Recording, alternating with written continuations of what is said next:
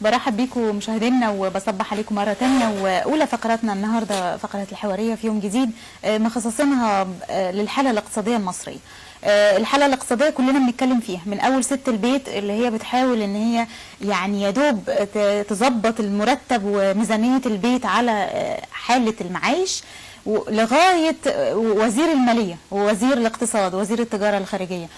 كل دول بيحاولوا يعني يتجاوزوا هذه المرحله، مرحله صعبه جدا من تاريخ مصر. وكثير من الخبراء الحقيقه بيحاولوا يقارنوها ما بين فتره 67 او 73، نظرا ان احنا في حاله حرب سواء في سيناء او ان في صراعات داخليه ما زالت مستمره حتى الان.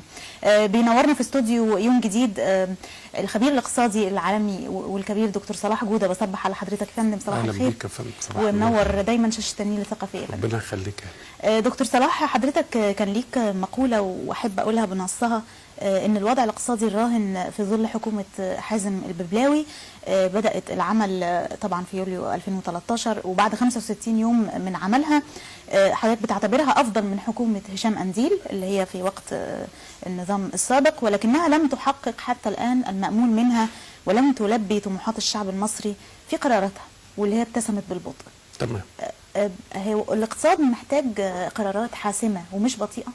طيب، باختصار شديد، حكومه الدكتور ببلاوي حلفت اليمين يوم الثلاث 16/7/2013 لحد النهارده حضرتك بنتكلم يوم 10 ديسمبر 2013، يبقى احنا بنتكلم في 137 يوم. ال 137 يوم دولت رقم كبير مش صغير.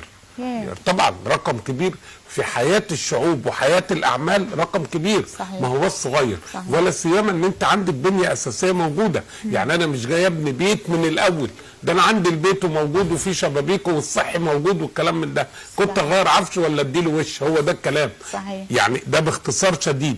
أنا كان المفروض مجموعة من المطالب يتم تلبيتها للناس. الناس لما نزلت حضرتك يوم الثلاث 25 يناير 2011 كان ليهم مطلب واحد، عزل وزير الداخليه. يوم الجمعه 28 يناير 2011 كان مطلب واحد، عزل الوزاره بالكامل.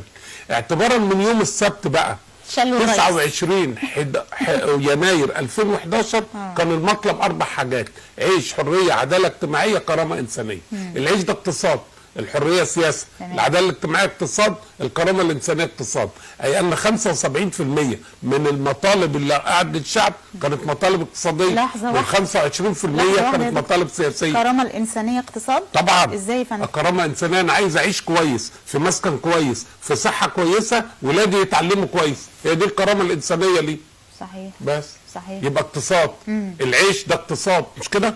ولا غلط؟ طبعا. العداله الاجتماعيه اقتصاد، ان انا وحضرتك لو بنشتغل نفس الشغلانه ونفس الكفاءه يبقى لنا نفس المرتب، انا وانت يبقى لنا نفس الفرصه في التعيين في الاماكن. ما يبقاش حضرتك بتعين عشان بنته فلان وانا ما تعينش عشان ابن علان.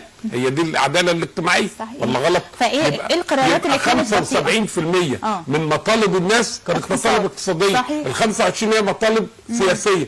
رأي خبير الاقتصادي في مقولة بتقول كويس قوي انك في حالة حرب ولاقي كهرباء ومية وتليفونات والاسواق منتظمة، الى حد ما بيحاولوا يظبطوا ايقاع الحياة رغم الصراعات جوه الجامعات وفي الشوارع.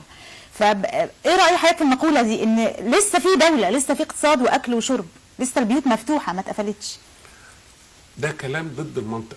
ازاي؟ سوريا بتحارب بقالها النهارده 28 شهر. تمام. والجيش بيضرب في الشعب والشعب بيضرب في الجيش والناس ضد بعضهم، مش كده؟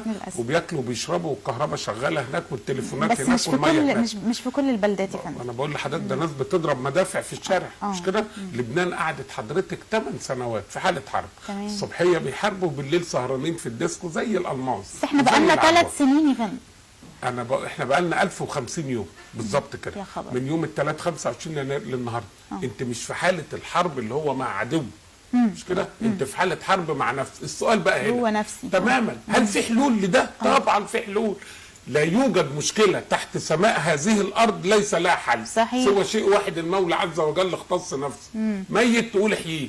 يسالونك عن الروح قل الروح من امر ربي وما اوتيتم العلم الا قليلا. طب ما الاقتصاد ميت احييه بقى. مين اللي قال انه ميت؟ لا يوجد اقتصاد في العالم اسمه ميت. هو في بورصه دلوقتي يا دكتور؟ طبعا فين البورصه؟ حضرتك بس احنا في مقولات غلط بنقولها ونرددها. لا يوجد حاجه في العالم اسمه اقتصاد ميت، انما اقتصاد به بعض المعاناه في بعض القطاعات. هدي لحضرتك مثلا العراق مش قاعده بيطحنوا في بعضيهم، مش كده؟ صحيح. في اقتصاد عندهم، ما في، بس في حاجات شغاله. ايه الناس اللي ماتت دي عاوزه خشبه بتدفن، مش كده؟ عاوز ميت بيعملوا شريط بيطلعوا عليه، راجل شيخ بيجي بتاع ما هي دي دايره الحياه يا دكتور. تمام. بس مالهاش دعوه في نوع من انواع الاقتصاد موجود علشان كذا، يعني هو ده في الاخر مفيش حاجه ضد خالص نهائي. تمام.